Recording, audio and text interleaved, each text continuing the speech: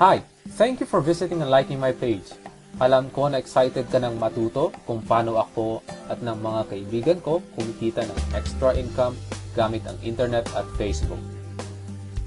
Pero bago ang lahat, ako nga pala si Mark Joven, isang dating OFW at isang dating call center agent na ngayon ay kumikita ng extra income gamit ang aking Facebook at internet.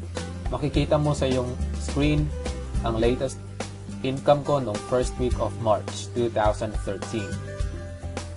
Ito rin ang ilan sa mga ordinaryong Pinoy na katulad mo pero kumikita ng extra income gamit ang kanilang Facebook. Jason Villavicencio from Iligan City.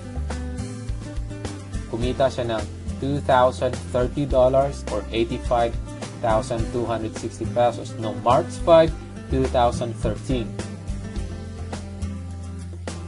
MVP Jeff Perez from Quezon City, first millionaire ng SWA, na nakabili na rin ng kanyang sariling sasakyan.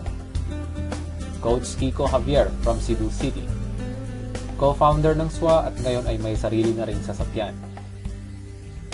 Nakakatuwa, di ba? Nung una naniwala lang sila at sumubok. Ang maganda, pwede rin mangyari sa iyo ang mga to. Tanong ko lang, gusto mo pa rin bang kumita ng extra income in dollars? Willing ka bang matuto at magpaturo?